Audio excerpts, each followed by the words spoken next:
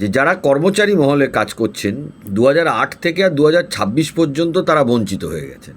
2008 থেকে যদি আমি ধরি 2026 সাল পর্যন্ত, এটা 18 বছরের ওপর প্রায় বঞ্চনা হয়ে 17-18 সাল বঞ্চনা হয়ে গেছে।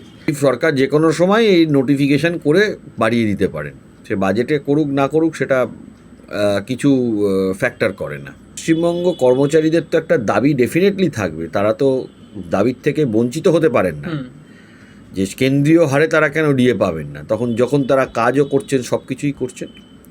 আগের সরকারের সাথে কথা বলার পর্যন্ত জায়গা ছিল না। মমতা বন্দ্যোপাধ্যায় তিনি বলতেন যে কর্মচারীরা ঘেউ ঘেউ করবেন না, এটা তো বলতেন। তার মানে এই লেভেলে তিনি কর্মচারীদের ট্রিট করতেন। বর্তমান সরকারের থেকে আমি সেটা দেখছি না। তারা কথা বলছেন, পুরাতন সরকারের সাথে যারা সততার সাথে না যোগসাজশে কাজ করেছে পশ্চিমবাংলার মানুষকে বঞ্চনা করার জন্য, যে তিনি যেই হন না কেন, সে যে অর্থ দপ্তর হোক, শিক্ষা দপ্তর হোক, প্রাইমারি শিক্ষা দপ্তর হোক, যারাই বসে আছেন, পুলিশ হোক, তাদের প্রত্যেককে সেই জায়গার থেকে সরানো উচিত বলে আমি মনে করি। কিছু সরকারি অফিসার আছে তারা বাজার থেকে টাকা তুলতো। পুলিশের মধ্যে একটা অংশ পুলিশ ছিল যারা এই তৃণমূলের সাথে যোগসাজশে কাজ করতো। পেনশনারদের 50% পাওয়া নিয়ে একটা নতুন জটলা সৃষ্টি হয়েছে। কোনো সংগঠন বলছে এটা সরকারের তরফ থেকে বলাই হয়নি, আবার কোনো সংগঠন বলছে এটা ইচ্ছাকৃতভাবে রটানো হচ্ছে স্রেফ। এই বিষয়টা কি একটু যদি খুলে বলেন। দেখুন, আমি যেটা বুঝেছি সেটা হলো যে সুপ্রিম কোর্ট রায় দিয়েছে, তাই জন্য আপনারা এরিয়ার ডিএ যেটা 2008 থেকে 19 যেই সরকারে আসুক আপনারা পাবেন। সময় লাগতে পারে, প্রশাসনিক কিছু নিয়মকানুন থাকতে পারে, কোয়ান্টাম কত হবে সেটা নিয়ে একটা বিষয় থাকতে পারে, কিন্তু আপনারা পাবেন। এবারে এই 50% বিষয় যেটা বলছেন, দেখুন একেবারে 2 মাসের সরকার এখনও হয়নি, তাই এই মুহূর্তে দাঁড়িয়ে সরকারের বিষয়ে এই মুহূর্তে বলার মতন সময় আসেনি। হয়তো কিছু সংগঠন যে দাবি তুলছে, সরকারের অন্দরে কথা হচ্ছে, চেষ্টা করা হচ্ছে দেওয়ার জন্য, সেই জন্য কিছু সংগঠন দাবি তুলছে। অবশ্যই সরকারি নির্দেশিকা আসা অবধি অপেক্ষা করতে হবে, কারণ এটাও ঠিক যে যারা কর্মচারী মহলে কাজ করছেন 2008 থেকে আর 2026 পর্যন্ত তারা বঞ্চিত হয়ে গেছেন। তাই জন্য এই কথাটা সরকার 9ই মে শপথ নেওয়ার পর থেকে প্রায় 2 মাসে অনেকবার উঠছে, এটা অস্বীকার করার জায়গা নেই। কারণ তাদের বঞ্চনাটা এটা অস্বীকার করার জায়গা নেই যে প্রায় 18 বছরের ওপর হয়ে গেছে। 2008 থেকে যদি আমি ধরি 2026 সাল পর্যন্ত, এটা 18 বছরের ওপর প্রায় বঞ্চনা হয়ে 17-18 সাল বঞ্চনা হয়ে গেছে। তাই জন্য মানুষের মধ্যে হতাশার ব্যাপারটা আছে। সরকার এখন কাজ করছে, আরও কিছুটা সময় সরকারের পাওয়া উচিত বলে আমি মনে করি। তারপরে সরকারের বিরুদ্ধে কেউ যদি কিছু বলতে চান বলতে পারেন, কিন্তু এই মুহূর্তে আমার মনে হয় যে ডিএ নিয়ে সরকার একটা ঘোষণা দিয়েছেন যে অক্টোবরের থেকে 20% ডিএ বাড়বে। আর এরিয়ারের ব্যাপারে আমি বারবারই বলছি, সরকার যেই সিদ্ধান্ত নিক না কেন, সুপ্রিম কোর্ট যখন রায় দিয়েছে সেটা সরকারকে দিতে হবে, এবং কিভাবে দেবে সেটা কিন্তু এখনও ইন্দু মালহোত্রা কমিটির কাছে প্রস্তাবিত আকারে গিয়ে সেই কমিটির রেকমেন্ডেশন আসেনি টেকনিক্যালি। এটা হবে, শুনানি হবে। এটাও ঠিক যে 8 সাল থেকে 19 সাল পর্যন্ত বঞ্চনা, এবং 26 সাল পর্যন্ত বঞ্চনাটা আমি এই জন্য বলবো কারণ তারা পাননি।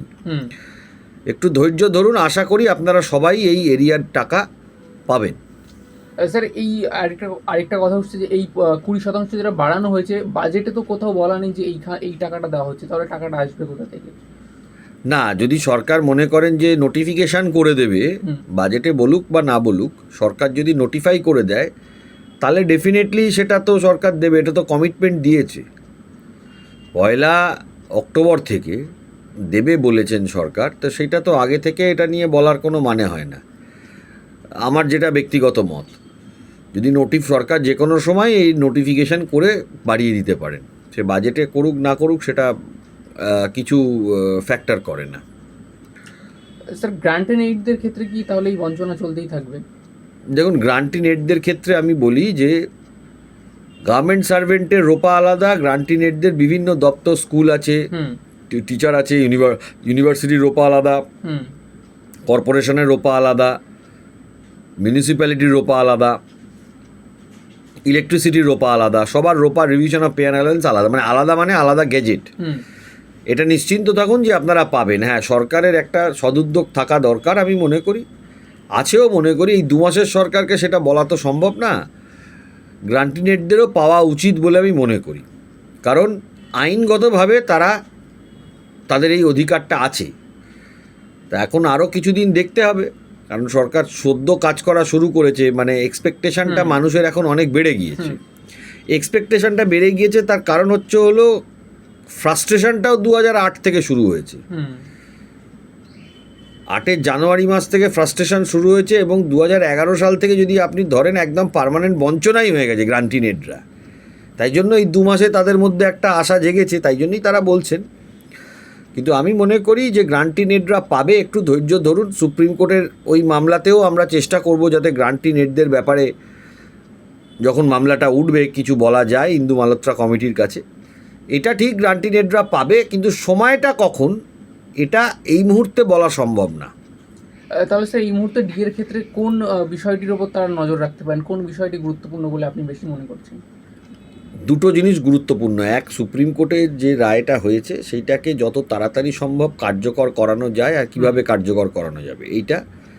দ্বিতীয় কথা, সরকার যেটা বলেছেন যে 20% বাড়াবেন, তো 20% বেড়ে যাওয়ার পরবর্তীকালে যখন নতুন পে কমিশন আসবে তখন আরেকটা মাইনে বাড়বে।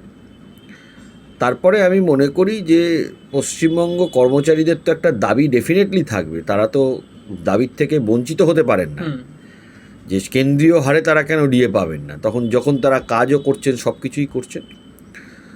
আমার ব্যক্তিগত মত, যদি আলটিমেটলি দেখুন সরকার যখন বলছেন দিয়ে দেবো, আগের সরকারের সঙ্গে তো কথাই বলা যেত না।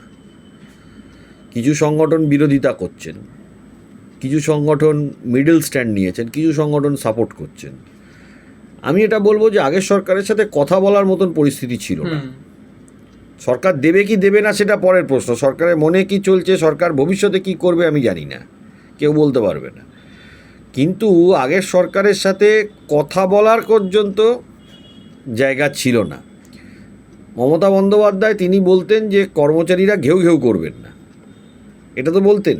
তার মানে এই লেভেলে তিনি কর্মচারীদের ট্রিট করতেন। বর্তমান সরকারের থেকে আমি সেটা দেখছি না, তারা কথা বলছেন। এখন সেটা মানুষের একটা ধৈর্যেরও ব্যাপার আছে, দেখা যাক কি হয়। তবে আশা করি আপনারা যারা গ্রান্টিনেটের এরিয়ারের কথা তারা পাবেন। স্যার, যে সমস্ত সংগঠনের আপনি বললেন কিছু সংগঠন বিরোধিতা করছে, তাদের মধ্যে কিছু সংগঠন একটা বিষয়ে সন্দেহ তারা তুলে ধরেছেন যে এই অর্থ দপ্তরে কোনো প্রকার আমলাদের বদলি হয়নি, এইখানে তারা একটা সন্দেহজনক বিষয়। না, আমি ব্যক্তিগতভাবে এটা মনে করি সরকারের যারা পুরাতন সরকারে কাজ করেছে, পুরাতন সরকারের সাথে যারা সততার সাথে না যোগসাজশে কাজ করেছে পশ্চিমবাংলার মানুষকে বঞ্চনা করার জন্য, যে তিনি যেই হন না কেন, সে যে অর্থ দপ্তর হোক, শিক্ষা দপ্তর হোক, প্রাইমারি শিক্ষা দপ্তর হোক, যারাই বসে আছেন, পুলিশ হোক, তাদের প্রত্যেককে সেই জায়গার থেকে সরানো উচিত বলে আমি মনে করি। কারণ এই সব অফিসারগুলোর ওপর বেস করেই আগের সরকার মানুষকে বঞ্চনা করেছেন, এটা অস্বীকার করার জায়গা নেই। শুধু সরকারি কর্মচারী না, প্রতিটা দপ্তরে মানুষ পরিষেবা পাওয়ার থেকেও বঞ্চিত হয়েছেন এই সব অফিসারগুলোর কূটবুদ্ধিতে, অসৎ বুদ্ধিতে। এই অফিসারগুলো যেগুলো আছে, আমার মনে হয় আগামী 6 মাসের মধ্যে সবার আগে সরকারের, দেখুন সরকার এসে যে প্রত্যাশা বাড়িয়ে যাব আর কিছু করা যাবে না, এটা তো না। পশ্চিমবাংলার যেন সুনামটা আবার ফিরে আসে, সবাই মিলে সেই প্রচেষ্টা করতে হবে। আগে এই অফিসারগুলোকে আইডেন্টিফাই করতে হবে যে অফিসারগুলো এই কাজগুলো করেছে। সেটা শুধু সরকারি কর্মচারীদের ডিএ দেওয়ার ক্ষেত্রে না, কিছু সরকারি অফিসার আছে তারা বাজার থেকে টাকা তুলতো। পুলিশের মধ্যে একটা অংশ পুলিশ ছিল যারা এই তৃণমূলের সাথে যোগসাজশে কাজ করত। শিক্ষা দপ্তরে কম দুর্নীতি আছে নাকি? শিক্ষা দপ্তরে তো ভুরি দুর্নীতি, ভুরি অফিসাররা দুর্নীতির সাথে যুক্ত। In fact public service commission, college service commission, এইসব জায়গাগুলো তো পুরো ঘুঘুর বাসা। এই অফিসারগুলোকে সবার আগে সরাতে হবে, প্রয়োজনে তাদের বিরুদ্ধে ডিসিপ্লিনারি প্রসিডিং করে টার্মিনেশন ফ্রম সার্ভিস করানো উচিত। স্যার, এই ডিএর ক্ষেত্রে একটা শেষ প্রশ্ন, বিভিন্ন বক্তব্য ইন্টারনেটে ঘোরাফেরা করছে, বিভিন্ন কর্মী সংগঠনের বিভিন্ন নেতা নেত্রী বক্তব্য রাখছেন। সাধারণ যে পেনশনাররা, সাধারণ যে কর্মচারীরা, তারা ঠিক কী বিষয়টা মাথায় রাখবে? সবাই সাধারণ কর্মচারী এবং পেনশনারদের ক্ষেত্রে আমি বলবো যে দেখুন, সুপ্রিম কোর্টের রায় বারবারই বলছি যখন দিয়েছে, দেরি হলেও আপনারা পাবেন। ধৈর্য রাখুন, ঐক্যবদ্ধ থাকুন। দুটো কথা বলবো, ধৈর্য রাখতে হবে, ঐক্যবদ্ধ থাকতে হবে।